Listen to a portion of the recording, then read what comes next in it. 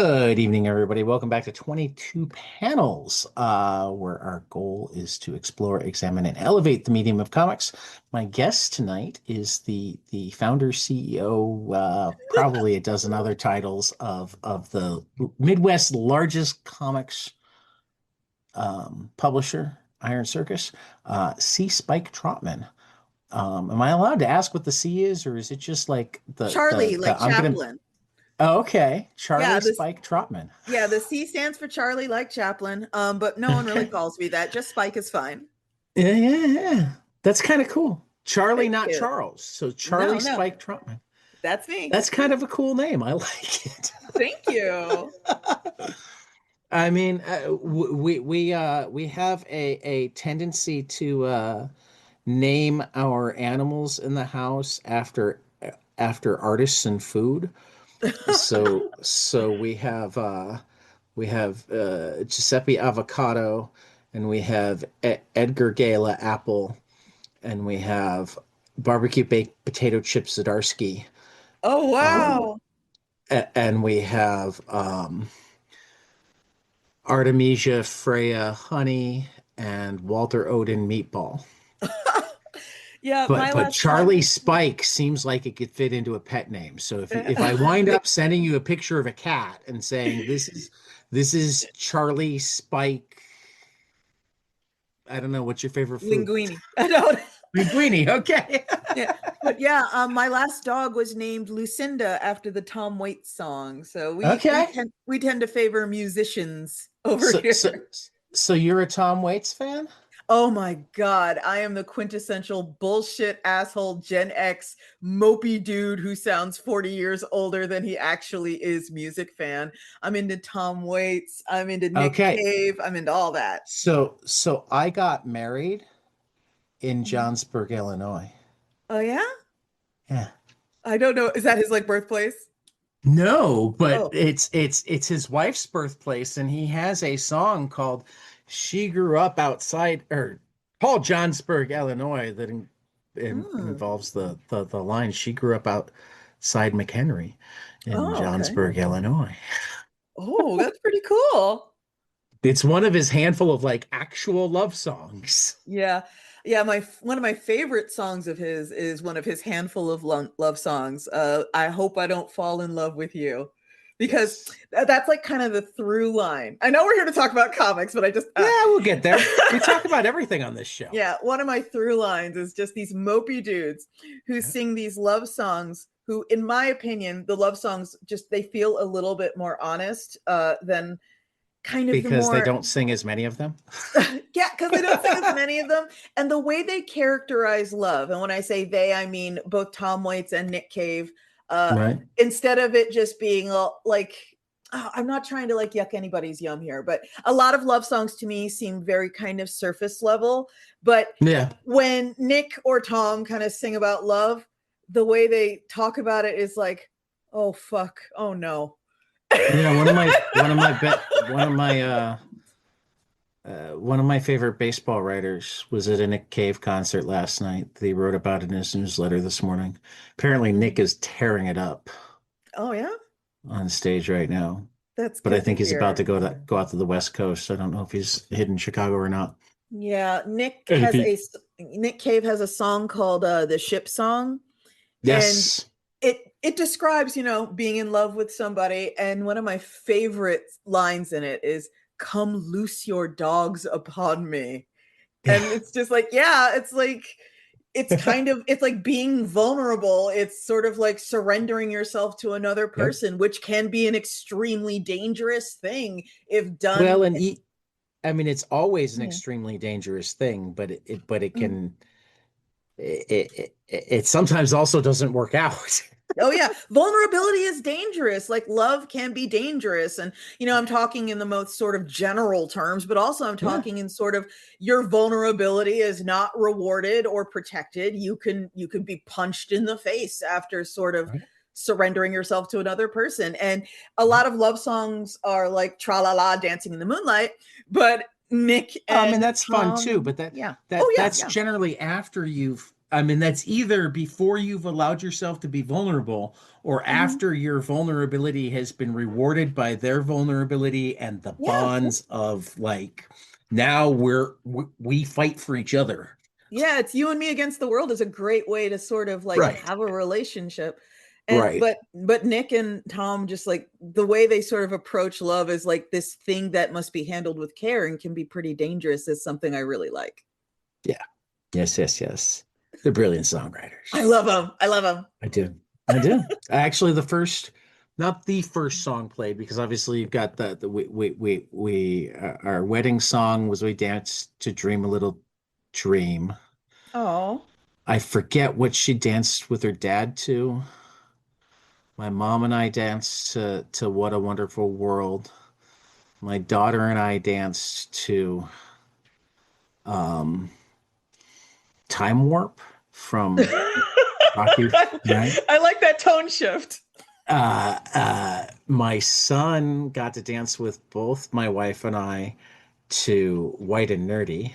Oh, hey. And but then when the band started the set for everybody, um, it was a blues band that I knew the members Mhm. of out of DeKalb, Johnny and the Boomers, and they Uh-huh. let me write the set list. So since I'd never heard them lead with it, and it seemed like the perfect song to lead with, the first song for everybody at my wedding was "Invitation to the Blues," the Tom Waits song.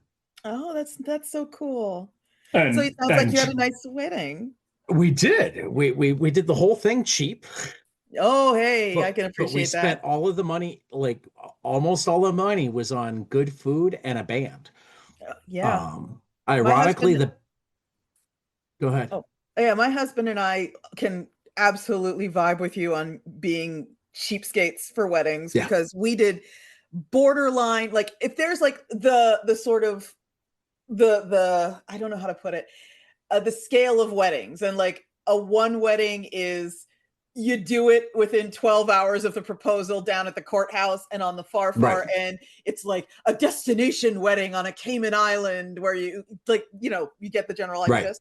We Right. had like a 1.5 wedding Yeah, where we might have been a little bit higher just uh-huh. because my wife's from South Dakota, so her whole family was coming in. We didn't want to do like nothing for the people who were driving 9 hours.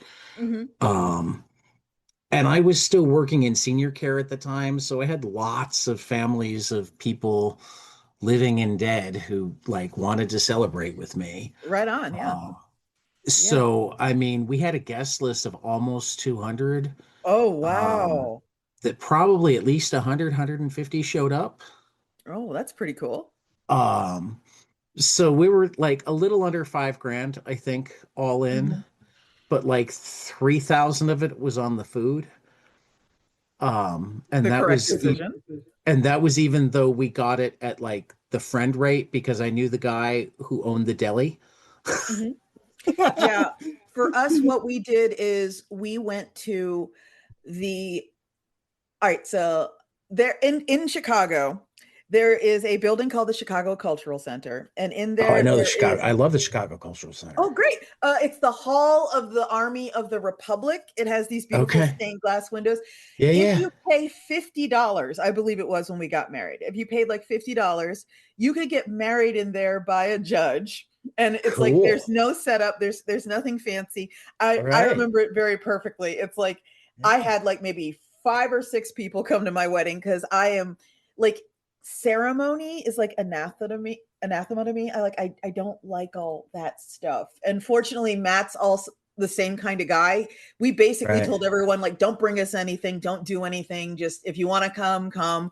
Don't buy any clothes for this. Show up in what you'd wear, Well, to the supermarket. That is how I, like I, we don't want this to be a thing it was. I mean, we made it clear that there was no dress code. Mhm. We had Star Wars toys on the table.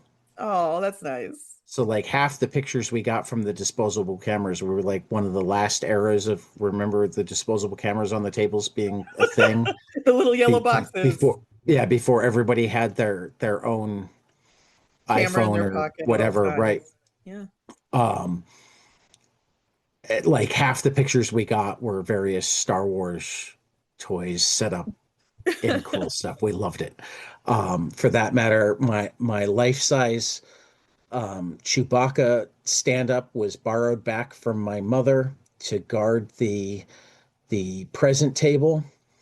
And by the end of the night, my son and his best friend, who were, God, they were 12. Yeah. Uh-huh. Had Chewbacca out on the dance floor. Oh, that's cool. Yeah, that's weird that you should Mm. mention that though, because wow, it's like this is bringing to mind all these We had other squirt people I guns know. Yeah. and bubble guns and Yeah, they had a whole bunch of I have like friends and acquaintances who have had themed weddings. Like I had a friend who had the straight up pirate wedding aboard a ship and okay. everything. And I know another cartoonist who had a 1920s hobo themed wedding. And I would look at them and I'll be like, this is clearly like your vision. This is clearly a thing you're like super into. But Right. I'm not even involved. I wasn't even invited and I'm invited. I'm already exhausted. Right. No, see, our theme was what do we have around the house that we can use? Right How can we on. make certain the kids have fun? And my wife's an artist slash art teacher, so she wasn't going to buy any decorations. It was, what can I That's make cool. that I like? You know, and Yeah. like we were one of, I think, three weddings in my family that summer, and like we cost at least or no more than a quarter of either of the other two. And both of the couples wound up coming to me and going, I so wish we'd done it this way. This is Yeah. so much fun. Maybe it's just me, but I think I kind of developed my I don't want to call it a repulsion, my distaste for really big, huge, elaborate weddings because when I was a little kid, my parents had me among in their friend group. My parents had me fairly late. So by the time I was like 12, all their friends' kids were getting married. So they were in like their Uh, mid 20s. And yeah, I remember going to one of my babysitter's weddings and right, her wedding it was like if you can imagine like the sort of stereotypical fairy tale wedding that's exactly what it is. It was they rented out this cathedral downtown, there was white tulle everywhere, that like the dress was just ridiculous. It was like Barbie tier dress, and right, she walked down the long aisle, and then when we went to the reception the cake had fountains in it, so like burbling water fountains, and all the bridesmaids and the groomsmen, the little figures were also on the cake, kind of leading up this. I don't know if it was chocolate or icing, but it was like a sculpted into the cake stairwell, and the faces of the little groomsmen and bridesmaids were customized, and the cake topper with the bride and the groom was customized. It was all very customized. Bam, divorced in 6 years. And hey, at like least it I was years, not months. right, but it's like I sort of started picking up on a pattern, and this could just be the human pattern finding brain looking for things that aren't there, but I noticed like I started to develop this sort of association between the bigger and grander and more over the top the wedding is, the shorter the marriage is going to be.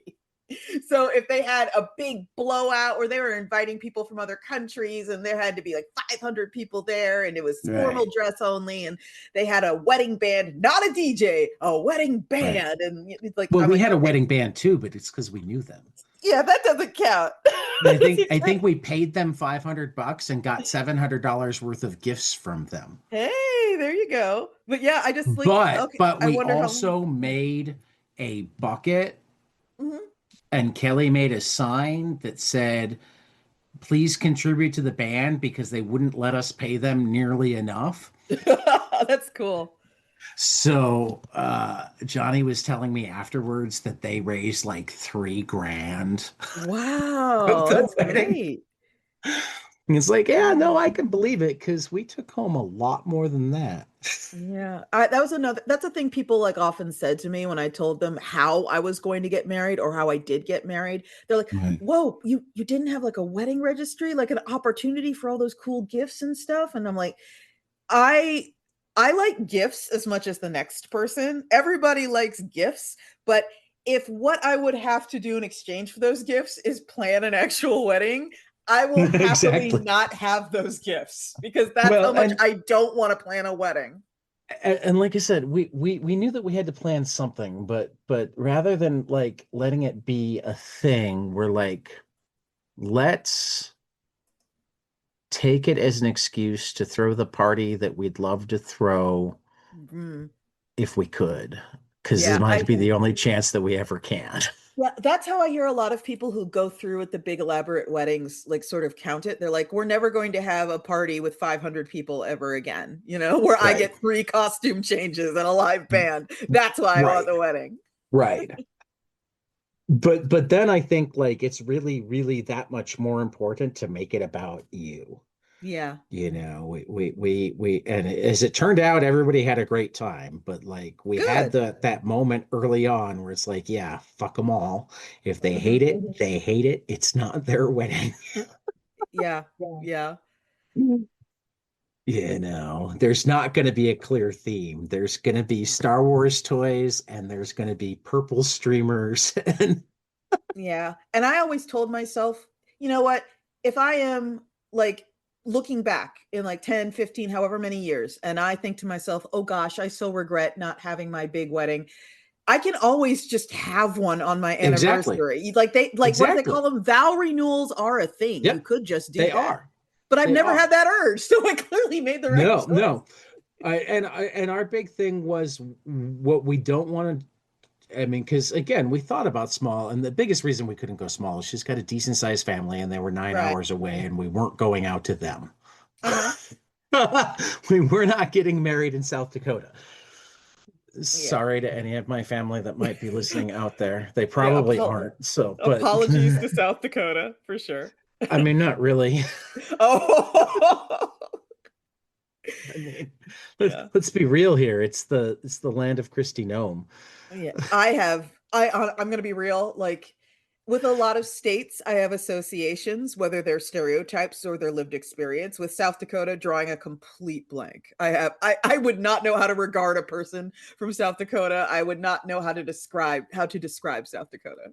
I, That's completely fair. I'm not gonna change that for you because on the off chance that they decide to improve before you experience them, I uh-huh. don't want to prejudice you against them. Yeah, exactly. Exactly. You never know. South Korea, my goodness. South Dakota can one day just be all like, yes, we've decided to be interesting. I mean, I do know some people who would say that visiting South Korea is more interesting than Oh, for visiting sure. South. Honestly, South Korea is on my bucket list. I've had an incredibly busy last half decade, and as a result, I haven't really left the country. I've been just Okay. working, but in my mind, I have this list, and it's a list of countries where, in a perfect world where things settle down and things are a little more stable, maybe I can live my dream and spend a month in a list of foreign countries, like year on year on year.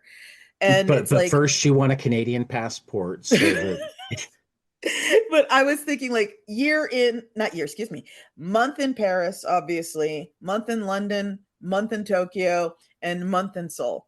Those are like kind yeah. of like the things I would love to Yeah. do one day. I could go with I could get behind that.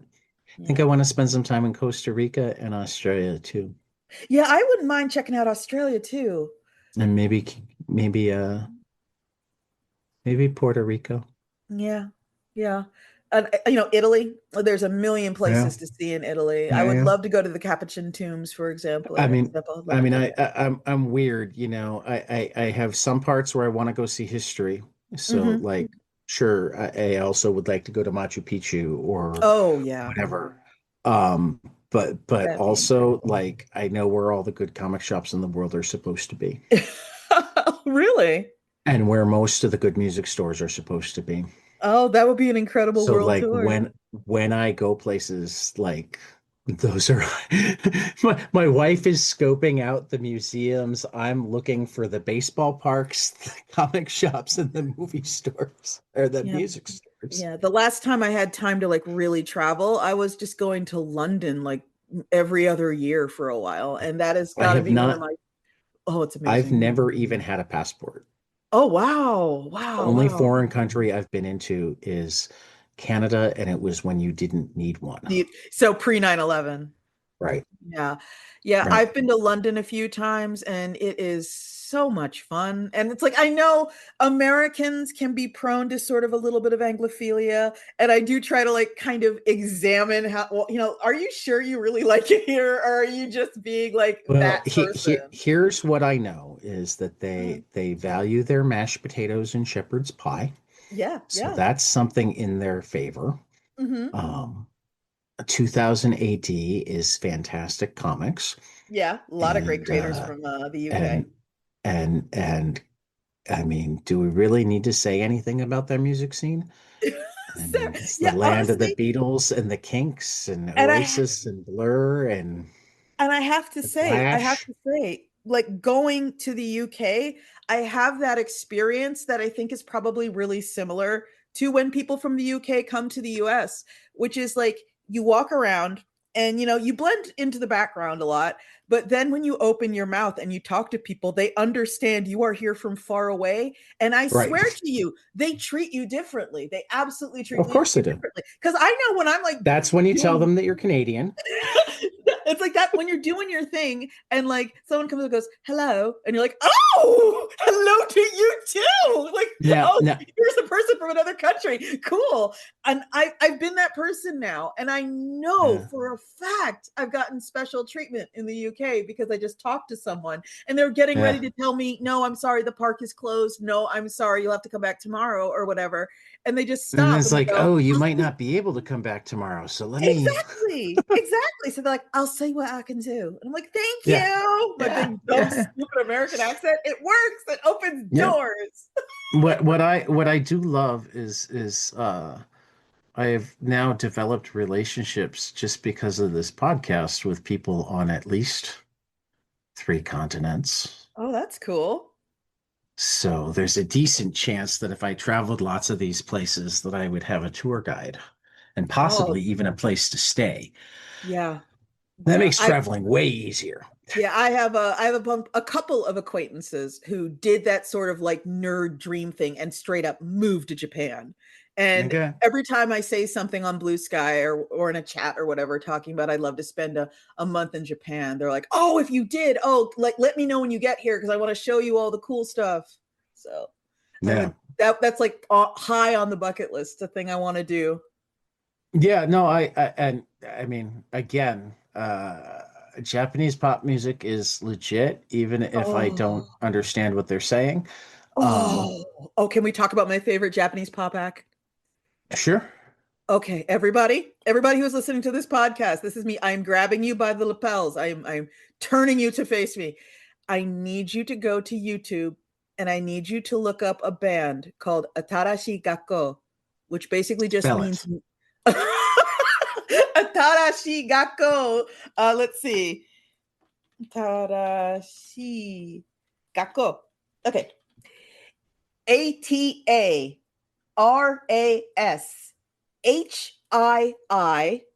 and then there's a space, and then Gakko, Atarashi Gakko. And it basically means new school. And it is a girl group of four women who sing incredibly uplifting music. And it's like all their songs are just about be yourself, try hard, don't let the world get you down, don't let They people have an tell you. album called Tokyo Calling.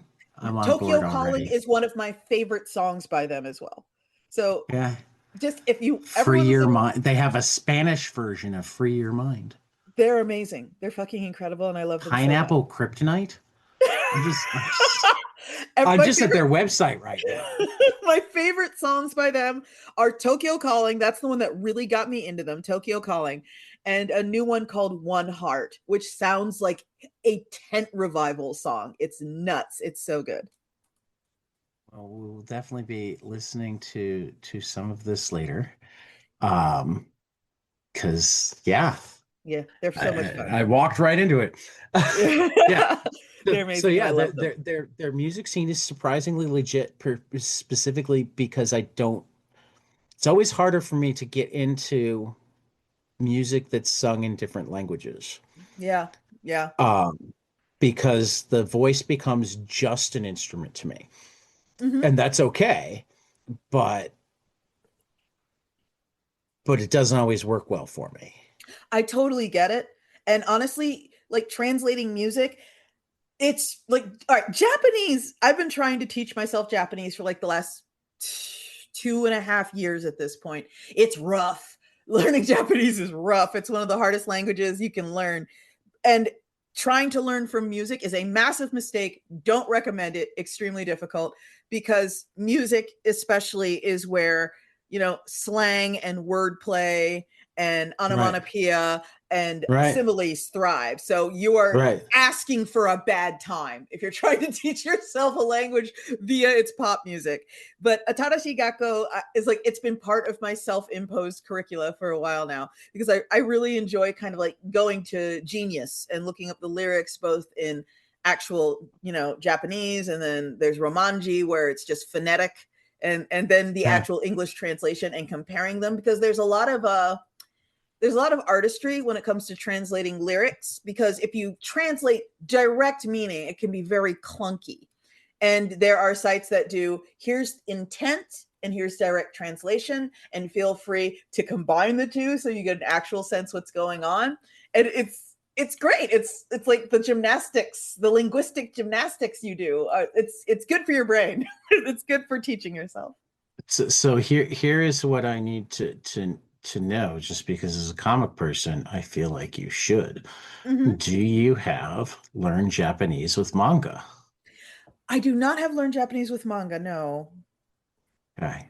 I probably I should. recommend it. I mean, I haven't managed to like truly learn Mhm.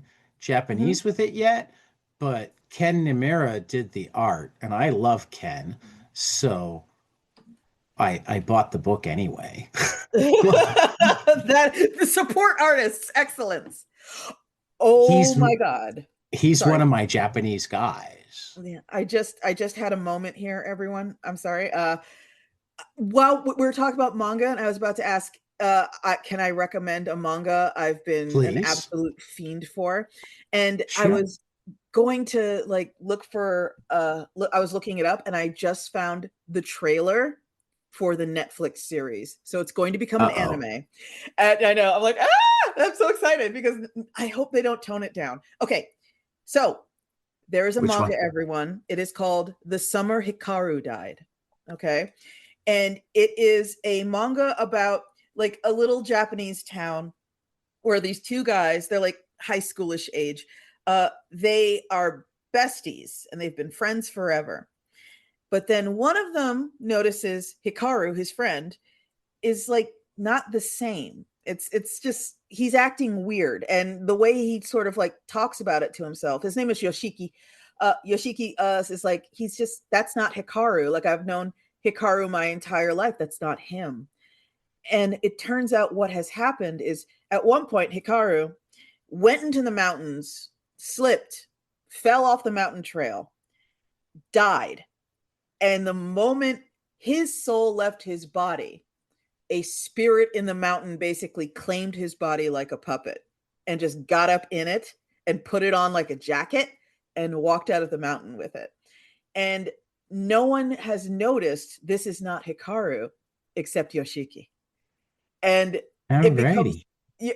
it's so I mean, it's I'm just loving the I am adoring the uh blurb for her Summer of Hikaru volume, or the Summer Hikaru Died volume 5, which is the most recent release.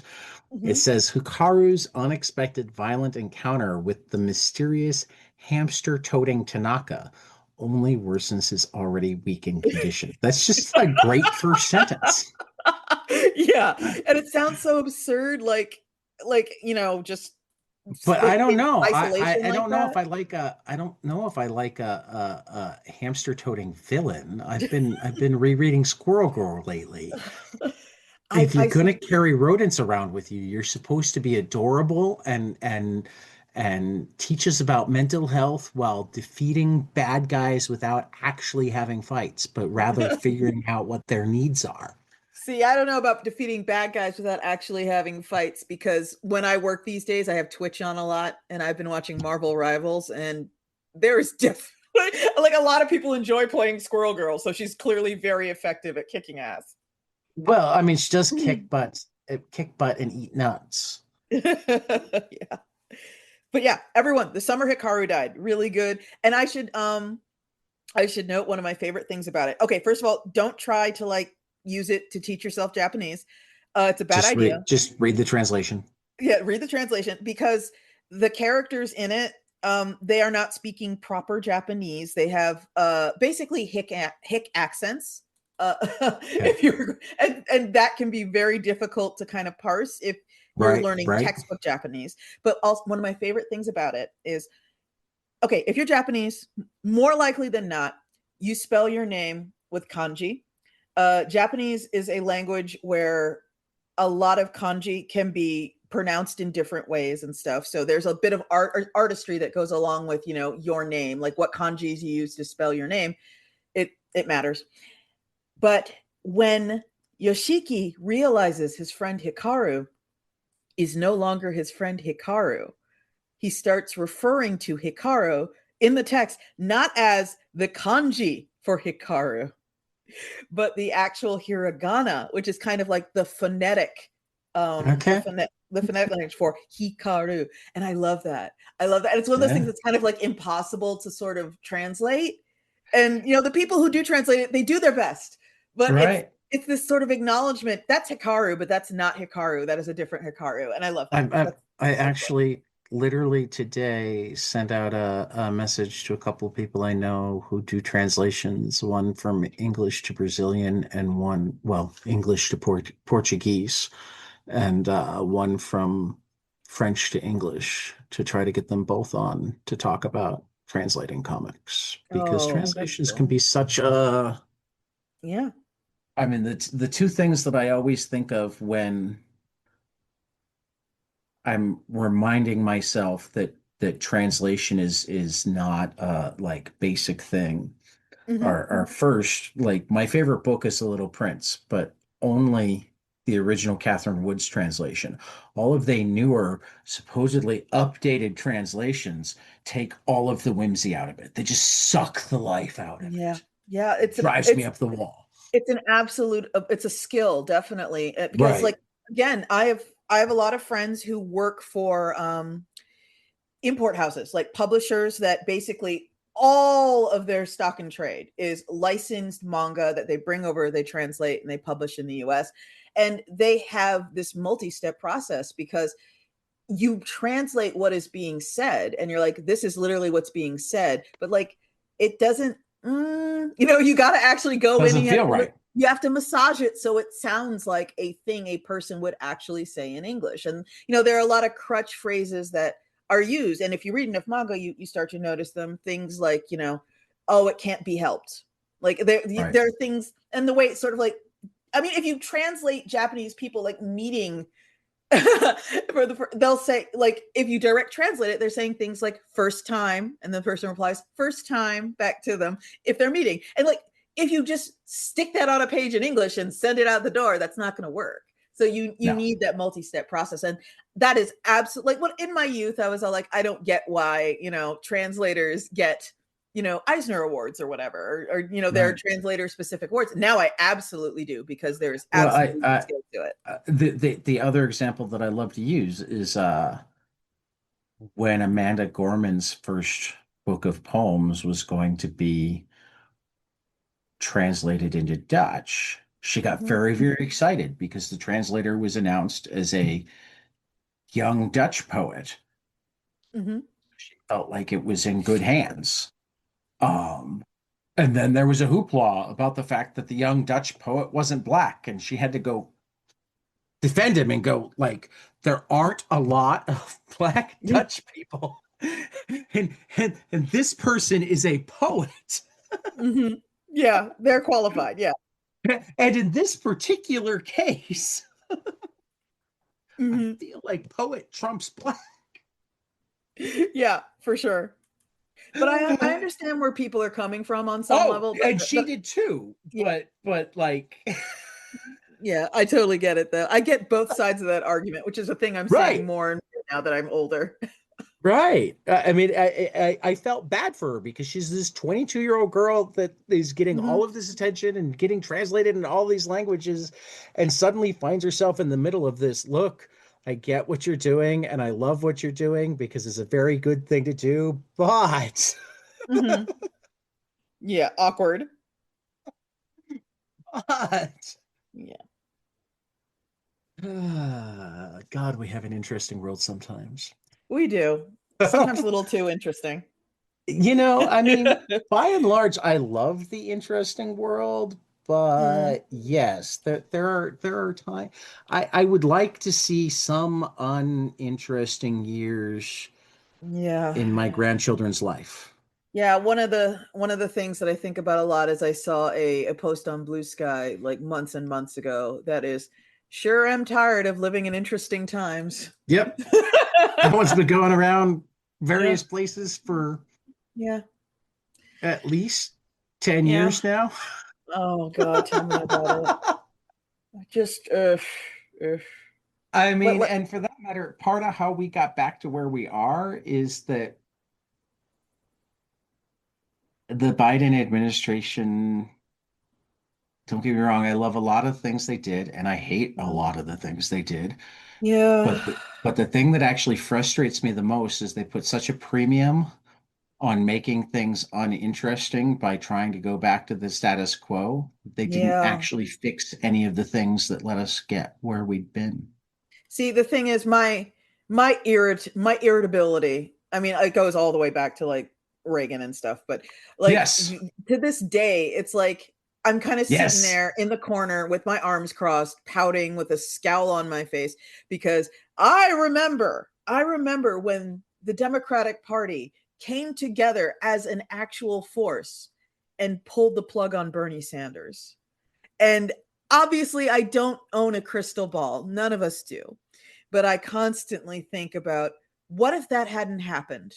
What if they didn't go, no, no, no, no, no, no, and just squash that and deny him the nomination? What if he had It's actually been elected president?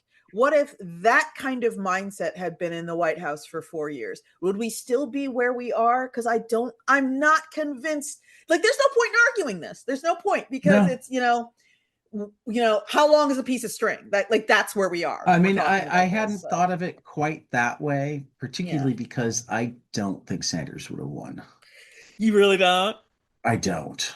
Oh, see, But that is what an but what absolutely fair position, though. Yeah. but what I was incredibly frustrated with at the time was what Sanders, I mean, because here's the thing that frustrated me at the time. Part of it frustrated me that Sanders took as many shots at Hillary as he did, is that Hmm. like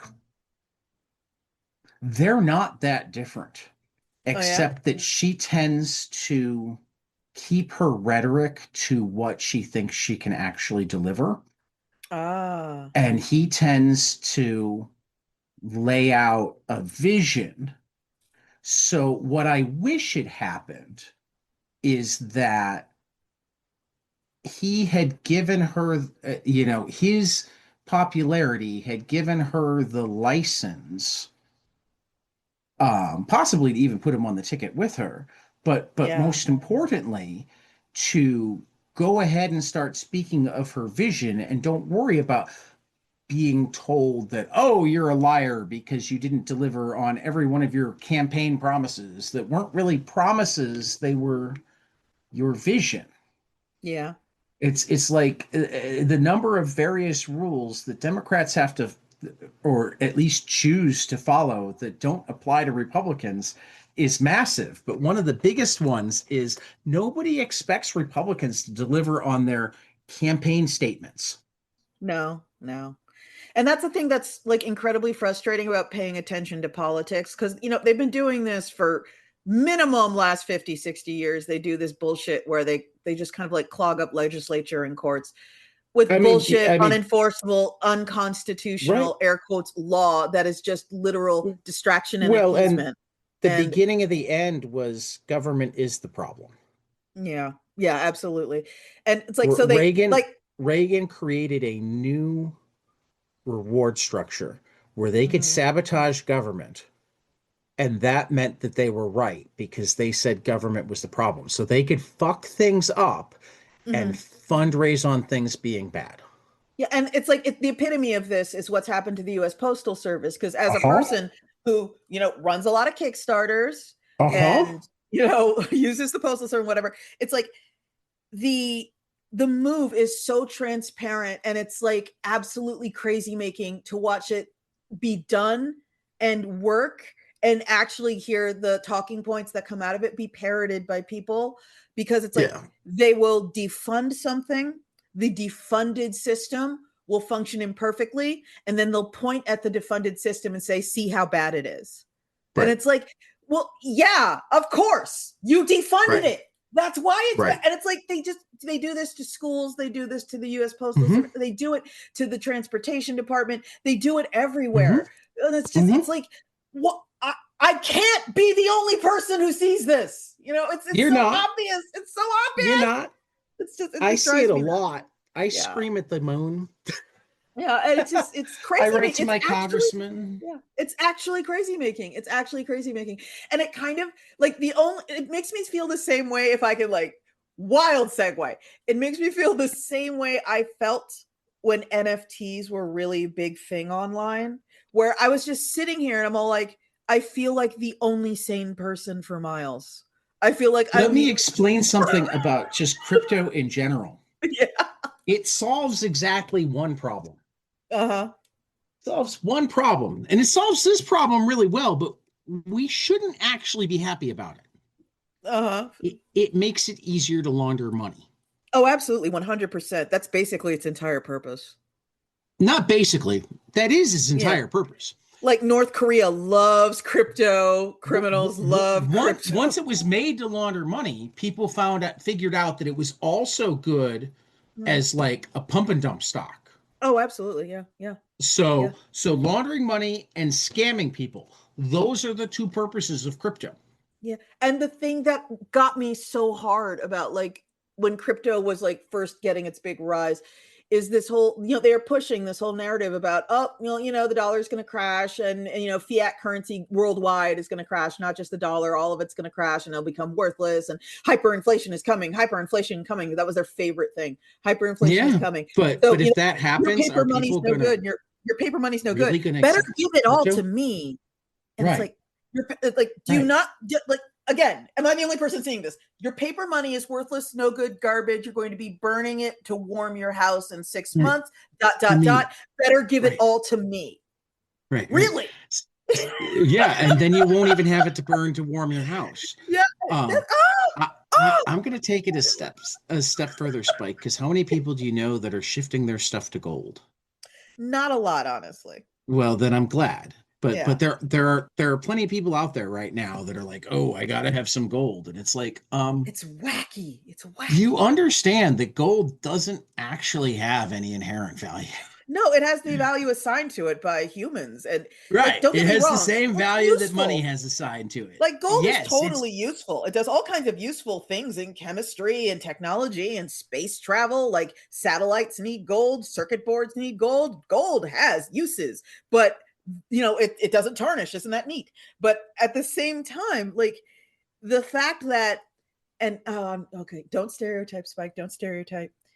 Individuals who, like, decide that they are going to dodge whatever is coming by having a bunch of coins with right. 500% markups they bought because a talk radio host told them to. It's like, Right. that's a bizarre leap of faith you're making. Yeah.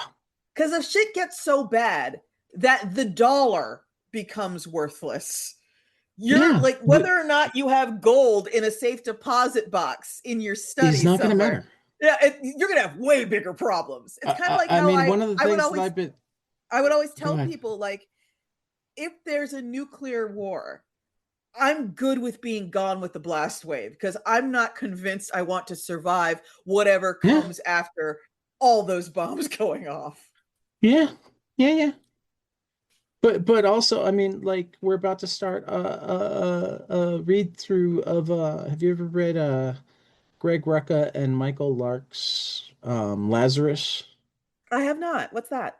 Okay, so um, it's a near future dystopia where there are like seven families that rule the world, and the population is split up into family members, serfs, and waste.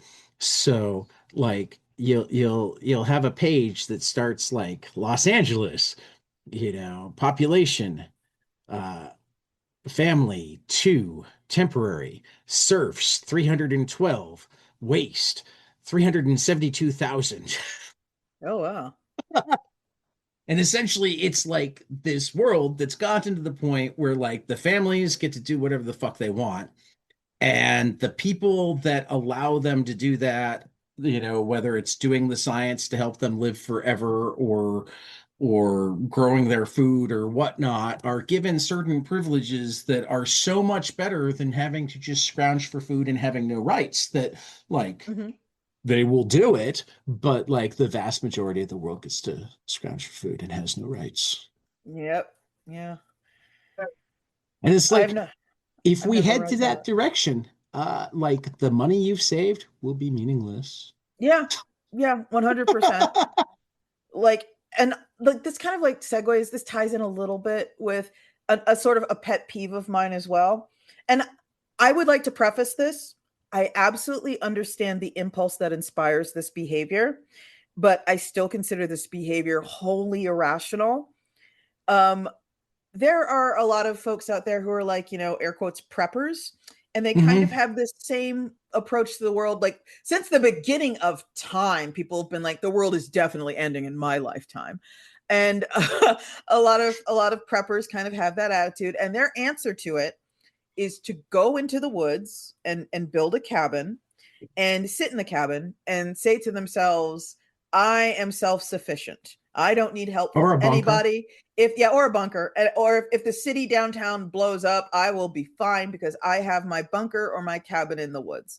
And part of me is just sort of like, okay, And lots um, of canned goods and lots of yeah, guns. exactly. Who canned the food on your shelves? Who made the Right. freeze dried food in your bunker? Who makes the gas for your all terrain vehicle? Who manufactures the wheels for your all terrain vehicle? Who Right. makes the clothes you wear? Who makes Right. all this stuff that is a Hmm. regular part of who makes your toothpaste? Who delivers your Right. mail?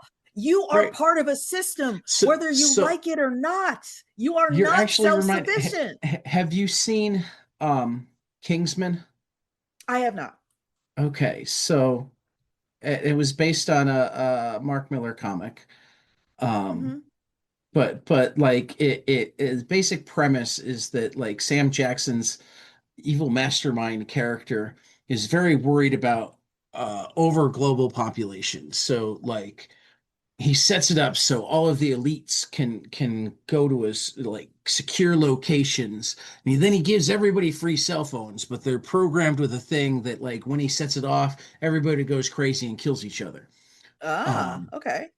but while I will say it has some absolutely beautiful fight sequences, I never thought Colin Firth would be the action hero that I always wanted. Um, Okay. and they literally have like an operatic fight sequence at the end with exploding heads and everything. Um, Mm. the first thing that I went through my head as everything was starting, and it was all the like global elite rich people blah blah blah who were safe, was who's gonna grow the food? Yep. Yeah. Who's going to grow the food? Who's going to do anything? And there was I mean, yeah. can can you imagine, Jeff Bezos becoming a farmer? This makes me think of a cartoon I saw. There was, I think it's still updating actually. There's a web comic, and I think it started off as like an alternative paper comic called Bob the Angry Flower. And it was the postscript, the strip I'm talking about, the comic strip I'm talking about was like the postscript to Atlas Shrugged. And Okay.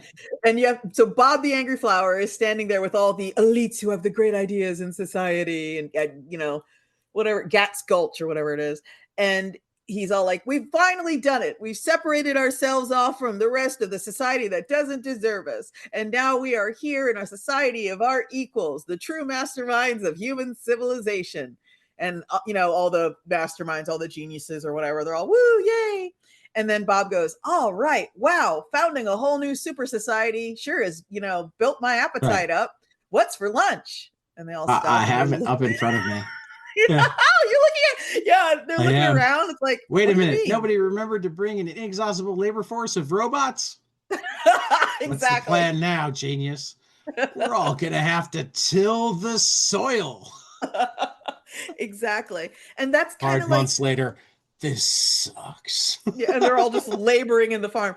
And that's the kind of thing that, like, I think the superpower of the human species, if I can get kind of philosophical here, and this is something that's proven through archaeology and anthropology, the superpower of the human species is hyper hyper cooperation. Like, Yeah. we share ideas and we share knowledge, and knowledge does not die with the person who originates it, and it gets passed down and it gets built upon. And cooperation and empathy and all that stuff are why there are like nearly 9 billion of us now. The Right. planet groans under our success, and that is because we give a shit about each other and we function as an interconnected society. And this idea Or at that least we're you can, supposed to. well, we still do. Like, this idea Most you of can us do. separate yourself off, that you can excise yourself from society and go and live in a cabin in the woods and be fine, is like, I honestly think that's borderline delusion. I Well, think I think that, it is too, but I'm yeah. wondering if we can have the delusional all go to Mar-a-Lago and just be delusional together. Yeah. Yeah. It's, And it's, maybe we can convince them that they still rule the world.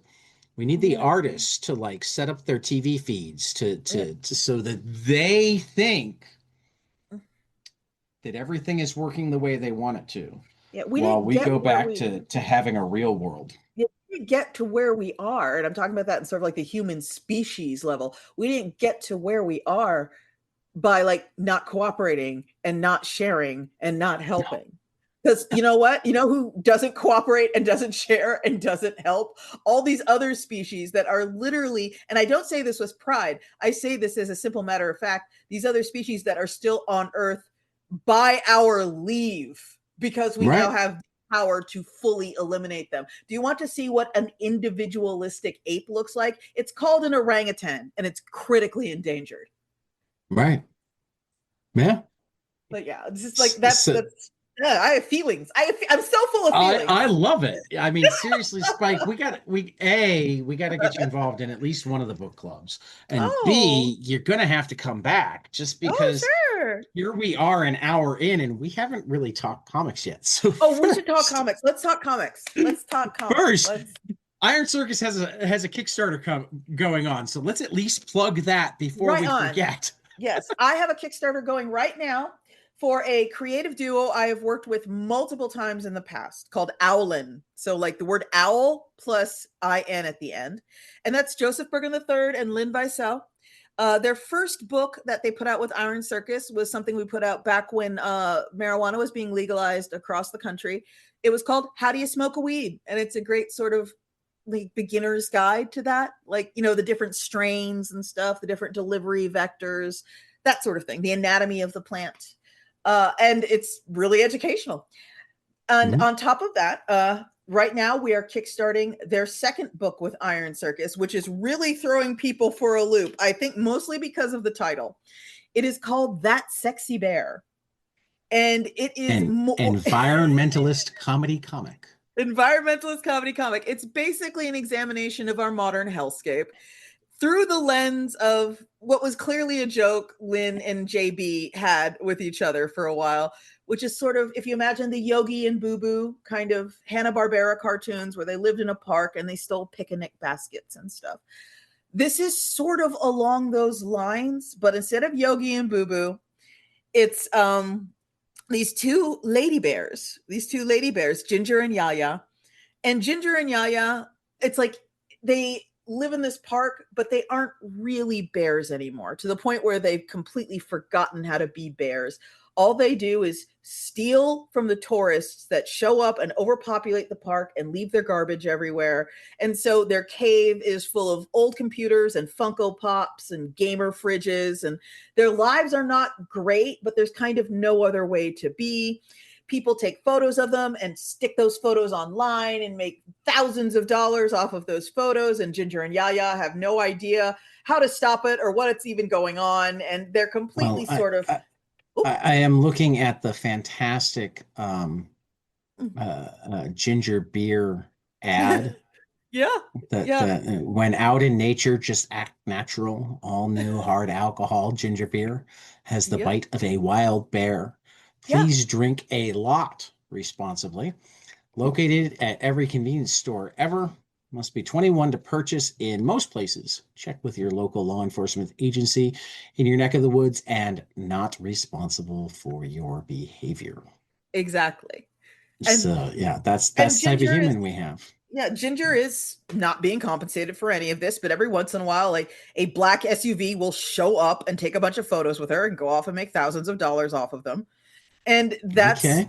yeah, that's kind of the opening plot line where, the rangers in the park are doing their best to try to, like, they have to keep people wanting to come to the park, but at the same time these people are having a clear negative effect on everything in the park. But if the park doesn't exist, Ginger and Yaya won't get to exist either.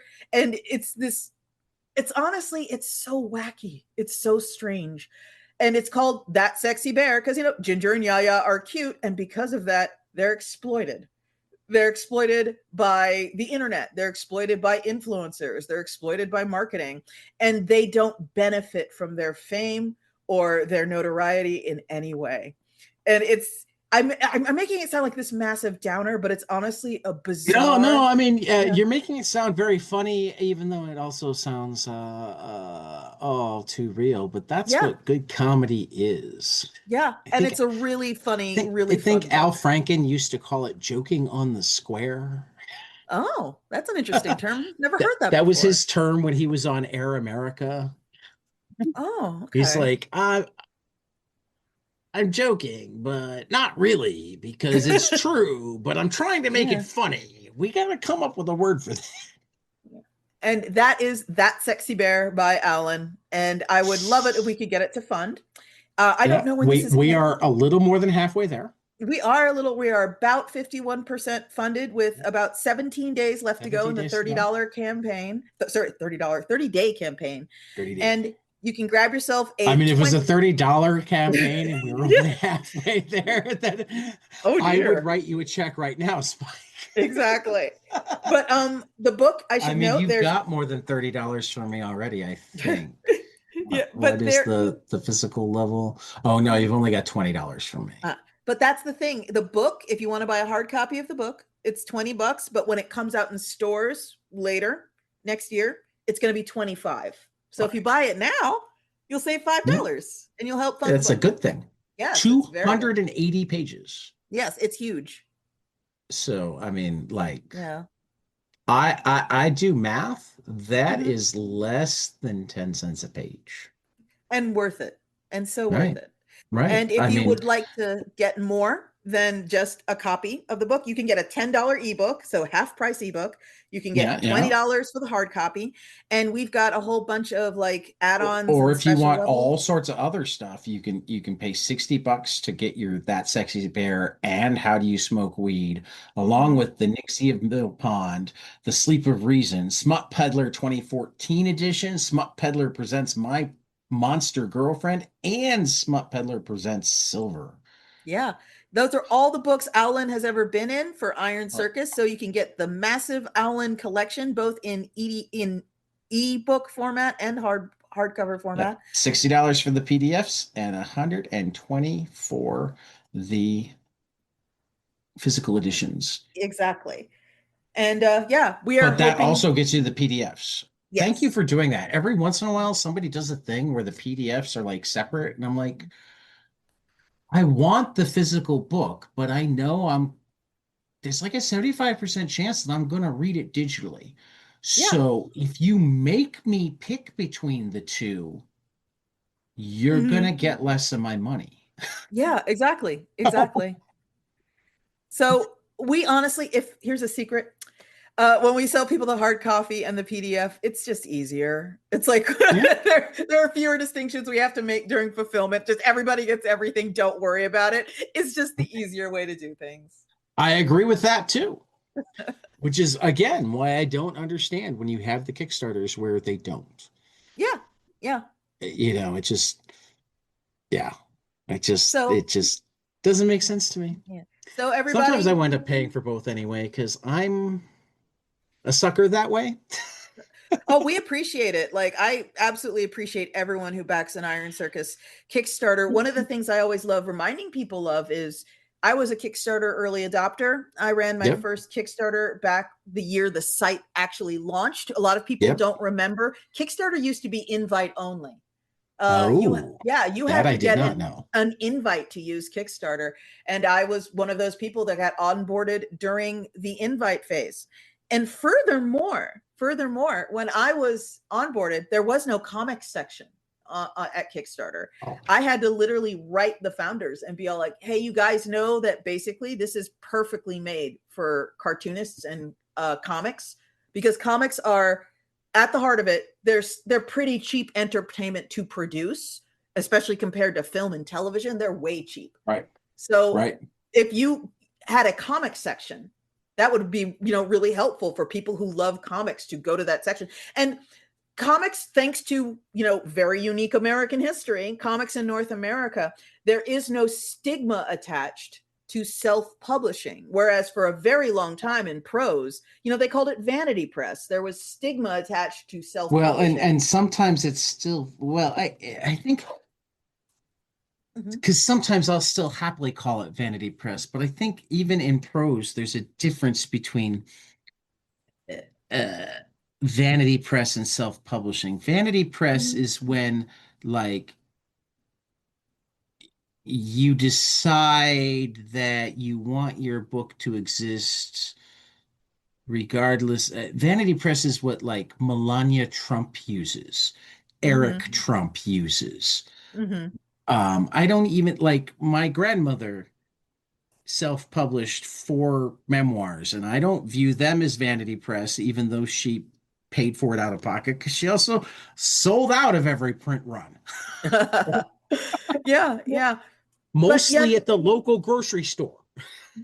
you understand how basically for a very long time, and honestly to a degree still, Yeah, prose publishing it's looked down upon. yeah. It's not considered in the same vein as, air quotes, real publishing. Comics, for various reasons, again, it would be a podcast in and of itself, that doesn't really exist. So a lot of people are Well, I perfectly mean, happy with going on for for Kickstarter. for for a while, all comics that weren't comic strips were looked down Yeah, upon. This yeah. was after comic strips stopped being looked down upon, because initially comic strips were also looked down upon. But once comic strips were cool, Hmm. all comics that weren't comic strips were not cool. Yeah. But I But actually think that it might be the comics code that made independent yeah, comics. yeah, that's kind of where I was going with this. Basically, Yeah. after the Comics Code Authority came into It, enforcement, it which, actually meant that if you printed your own comics, you were cooler.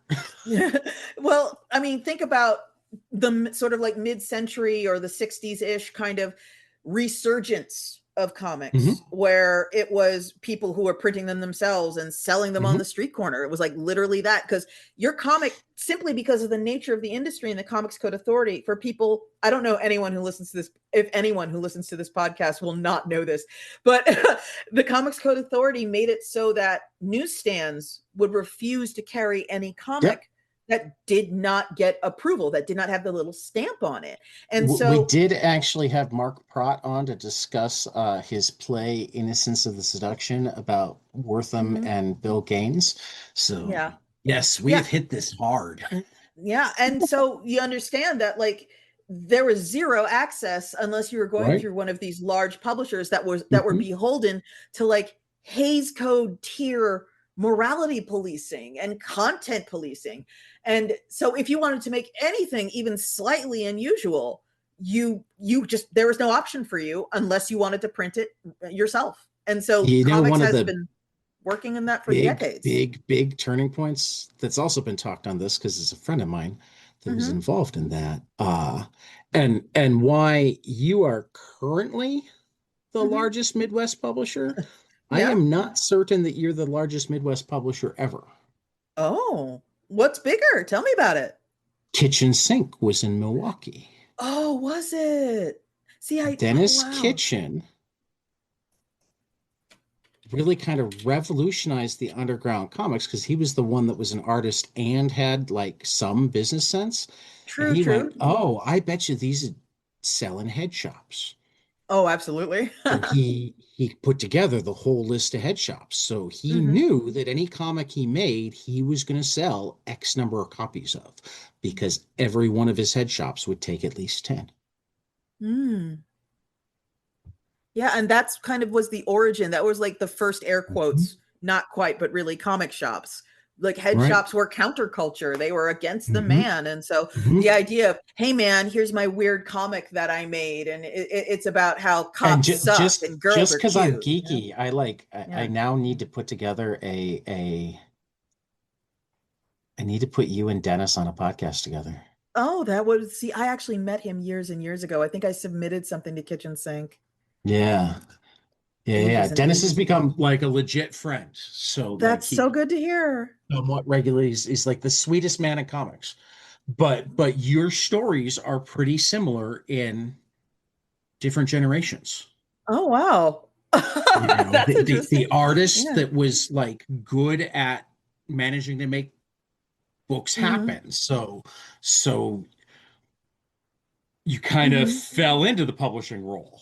Yeah. Honestly, I'm sure I would have a lot to say to him. I'm sure we'd Yeah. have a lot to talk about. It Oh, sounds like it would be I'm fun. certain that it would be one of those that if I managed to put you guys on together, I would wind up like Hmm. having to just bite my tongue a lot Yeah, he has because you guys would published. just handle it. So yeah, Yeah. this I may it's late on the East Coast now because he's out in Hmm. Massachusetts now. I'll have to text him tomorrow Yeah. Yeah, sure. See if we can't do something. because I think that would be fun. Yeah, For I that do matter, too. I mean, you did Smut Peddler, and like he Hmm. had to create the well, didn't have to, but chose to create the comic book legal defense fund because a comic shop got shut down selling his comics. Yeah, yeah, yeah. That much I do know for sure. Yeah, There was a it's time it when is comic so. shops were being purposely targeted. So, yeah. I mean, they kind of are again, though. Yeah. Honestly, I think they're more. I mean, it's so funny that the book's being targeted right now. You can get it Hmm. Target. Hmm. Yeah, that is one of the weirdest recent experiences I've had is okay. So there is a show in Chicago. You and I will know about this show, C2E2.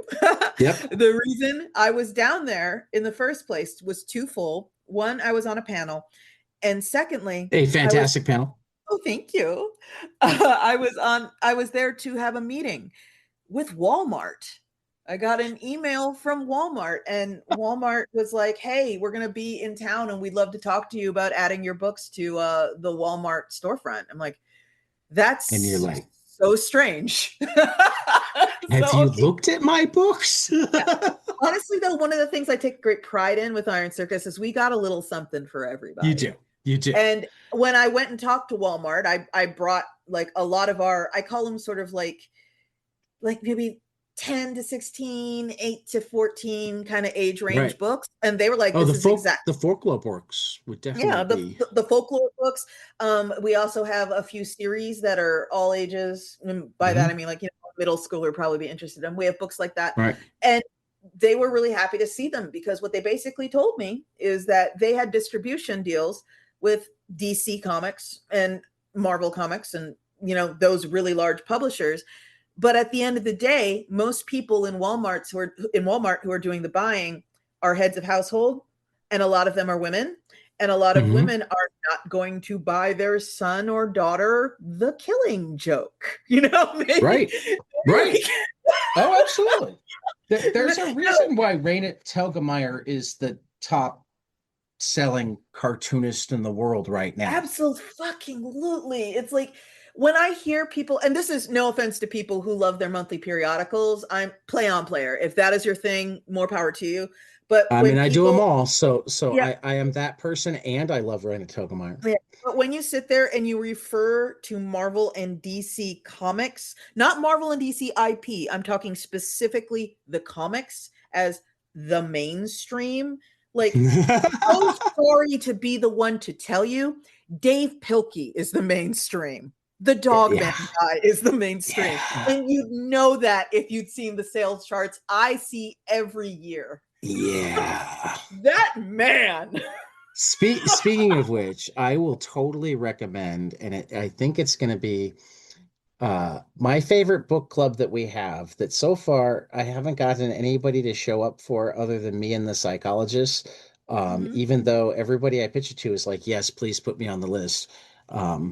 But we have what I call the Joy, Resistance, Hope, and Survival Book Club and um, support group that I do with psychopharmacology, which Oh, are okay. actual psychologists in Chicago that like use their comics.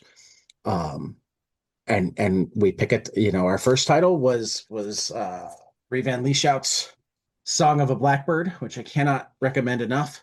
It's Uh-huh. about it's about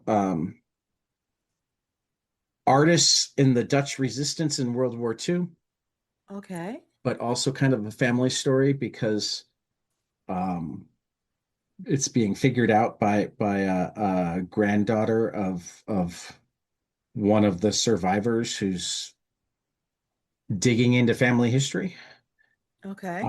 that sort of thing. But yeah, it's a beautiful and hopeful book, and it shows that like art can be really powerful in surprising ways, like Oh, forging money or 100%. documents. Oh yeah. Yeah, yeah, yeah. Those skills are transferable 100%. Right.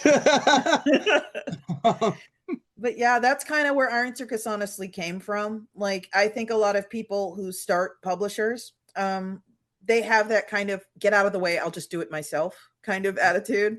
And they develop a set of skills doing it for themselves, like pre-press skills and quote seeking skills and art skills. All you just sort of figure it out if you want to get your comics out there. Because again, not so much these days. I should note, I am a fossil. So I am not talking about how it You're is not a nowadays. fossil. You're Oh you're God. roughly my age. I I feel refuse to so believe that I'm a fossil, even though I was playing with my grandkids yesterday. I feel like a fossil because like kind of the landscape of how one air quotes gets into comics has radically shifted from when I was like 20. When I was 20, you figured it out and you published it yourself and you had a web comic, which means you registered a domain, and you tried to join a web ring, that kind of thing. Right. Nowadays, the real sort of the overmind, the comics overmind Speaking of which, seems to I be was gonna read Templar, Arizona, but it's not uh available digitally right now, and I didn't have time to have you ship me the books. good because that's ugly. It's 20 something years old. It's so old. Parts that I saw looked good. Gross, gross. No, read my new webcomic instead. Which one? Everyone, hey, so I have a webcomic right now and I want everybody to read it. And it is called Blicada, Blikada, Blicada.com. And Blicada is a comic that is about crime and revolution and war and other things you do because you have to. Oh. And it is about three siblings who are not human beings. And they live in this sort of stretch of Central Asian mimicking veldt. Let's just picture it like that. And they are criminals. They are terrible people. And And I love eventually, that it's powered by Rarebit because that yeah, just makes Rarebit. me think of Windsor McKay. Absolutely. That's who it's named for. Rarebit is a I figured. fantastic plugin to have your own webcomic site, which again, I recommend very strongly people do. I recommend people avoid Webtoon and like have their own site. But Blicada has about 50-ish pages up right now. It's going through a mild hiatus because I'd like to come back to posting to it 3 times a week for a month minimum before I resume posting because I want, people to have chunks of story to read. But yeah, if That you would makes like to sense. read the first 50 pages of Blicada, please do so at blicada.com. But I was Well, saying, I will almost certainly wind up. See, it's not searchable well enough because mhm. I searched for Spike Trotman web comics and I found Templar and I found what's the one that you've got on good financial management? I can't remember the name of that. That one I read. Warcraft. Yes, Warcraft. I've read like half of because Yeah. I Yeah, have pork. my I have Go sold Comics account. I have so many I have sold so many copies of Porkcraft. Holy shit. Yeah. But Yeah. yeah, So I the mean, I feel like the saving part is out of date. yeah, yeah. I mean, it is a old book. It's from 2012, so things have changed. It'd be weirder if they hadn't. I mean, actually, this is one of the things that, and we got to get to my last question so you can go, but I'm gonna Uh-huh. like quickly throw this in. Like, I know so many people that look at the younger generation and are frustrated because they don't save enough and they're not looking to buy houses and they spend their money on supposedly non good things, the things that you're supposed to do when you're retired, but they're doing Hmm. it now. And it's like, yeah, that's because they look at the landscape. They know they're not retiring. Oh yeah. Yeah. Why Yeah. save retirement if it's not going to come? Yeah. I wish that was not the case, but that is a thing a lot of It, people think about. it And I have told people many times that I consider Iron Circus my retirement. right. Like that's If the political, social, economic, governmental winds change, hmm. then I'm certain that their behaviors will as well. Yeah. Yeah. But right now, there is absolutely no reason to say for a future that there's like no good reason to believe that you're going to have. Mhm. 100%. Yeah. I mean, I mean, I worked senior care for a decade, and I can tell you that there's nothing that sucks more than getting to that end of your life that you've saved for and you've been looking forward to and not being able to like enjoy Do it it. anyway. Yeah, when you're still working. It's like it's one thing if it's a job you love and you're still on the job at 70 because they couldn't Right. wild horses couldn't drag you away, but that's Right. not the case for a lot of people. Right. Well, and it's also why people like me are choosing to make less money to Mhm. do the job that I love than be able to save more or whatever. Because it's like, no, Yeah, life's way too short for me 100%. to do a job that like beats me into the ground just to make a few more bucks. Exactly. It's really not worth it. Um, so you half did this before, so you're not allowed to use the same things. So like you're Mhm. gonna have to come up with new things. Um, But my favorite final question to ask everybody is tell me something you love, preferably a Okay. comic, because we're a comic show. But as you've noticed, we don't have a lot of rules. So like if you want to do something else, I'll let you, though, preferably storytelling, but again, not a lot of rules. Whatever. That you love, but not enough other people have experienced, and you need them to so that you can talk about it with them. Okay, everybody. So what I want you to do is I want you to go to YouTube, okay? And I want you to search Punch Punch Forever, okay? When you do that, you're going to get a lot of weird shit.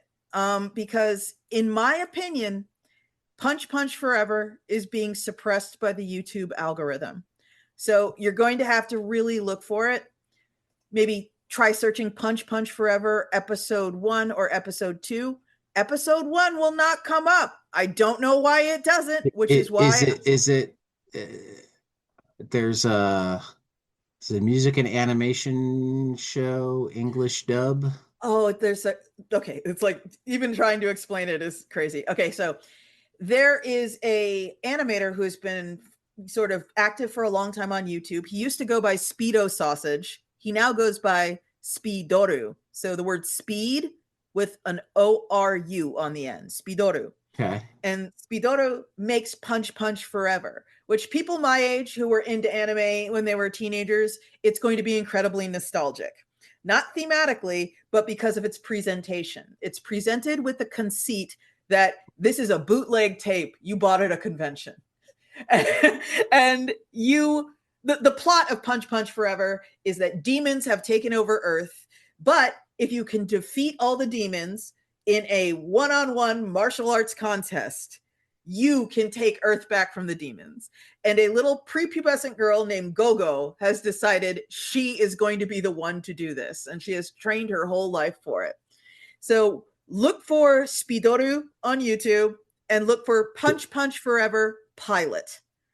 And So I will say that it came up pretty quickly for me. oh wow. Speedoro was the bottom of the first page, but all of the videos above it that weren't ads were also actually Punch Punch Forever. They were just put up by other people.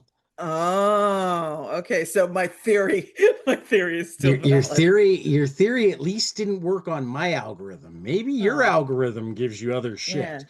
But My algorithm gave me Punch Punch Forever. okay, Punch Punch Forever Pilot and Punch Punch Forever My Little Slasher are the two episodes Spidoru has up right now, and everybody should He's watch got them. more than that now. He's got we've got something happened to Go-Go. I guess that's only a minute 16. Yeah, that's not Marvel like and an Capcom episode. Hag it Oh, those aren't, yeah. Hug It Out. There's other content on the channel, but like Okay. there are two episodes of Punch Punch Forever. Okay. Yeah, the pilot and My Little Slasher are definitely there. And then it's Yeah. other like this Disgraced Attorney, Phoenix Wright, Yeah. Squid Yeah. Game. Yeah, he got his start doing a lot of parody stuff Okay. and Okay. music videos. He does parodies and music videos a lot. Well, and this is where we should also do a quick lackadaisy plug. Oh, 100%. Yes, everybody. I am the executive producer on a series that you can also find on YouTube called Lackadaisy. It's about rum running cats near the very tail end of prohibition in the US. It's really beautifully animated. It is my pride and joy, and it is my first foray into producing animation, and I could not be more proud of it. Just search Lackadaisy and it'll come up. Yes, it does. Cool. Yes, it does.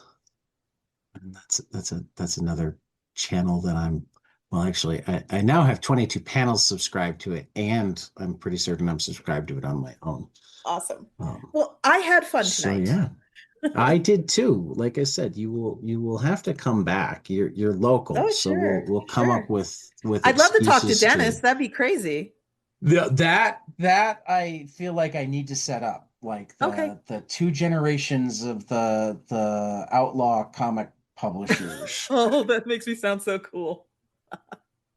I told you you're a badass. Oh, you're so kind. I know that like uh, when I got to hang out with you, you didn't like maintain quite the badass image that I had in my head. Oh no, no, But I'm that's not. but that's Oh, only because you're a sweet teddy bear badass. oh no, I'm a huge dork who spends 90% of my time watching cartoons and reading comics and drawing comics. So there's no badassery. But Don't let the also nose ring managing to fool you. publish comics. Yeah, don't Don't let the forget that dreadhawk part. and the nose ring fool you. I'm world's I, hugest fucking dork. yes, but like many huge fucking dorks, the only people who reads their comics are their friends, Oh, assuming they have any. yeah. Yeah, I got a few. I got a few. So like I Yeah. still stand behind the badass, even if Oh, I know that underneath you're a huggable teddy bear badass. I And accept by the that way, the comp. pizza was fantastic at the Oh, I'm place. so glad. I'm so Yeah, glad it's a good I place, enjoyed the right? pizza. I Yeah. did. I enjoyed the music too. They had some blues going. Oh, good. Yeah. But Yeah. yeah, Cause you know, I'm comics, music, and baseball. Those are my geeks. but we have to do this again. We do. We do. I mean, frankly, we just need to find excuses to hang out. Right on. Um, yeah, no, I'll come down and get you and take you to Kinokuniya, and we'll just look at manga and then go have tea. Yeah, we'll figure something out. We'll figure something out. So, all right. For Sea Spike Trotman, All right, Charlie Tad. Spike Trotman. I love Yeah. it. Yeah. This has been 22 panels. We will see you after the next page. Thank you. Hey guys, this is Tyler from 22 Panels. I'm here to tell you all about our Patreon. If you enjoy this show, please consider donating to our Patreon to keep this show going. We have many different tiers, all different levels to help you decide what's right for you. Okay, so get on out there to patreon.com/22panelspodcast.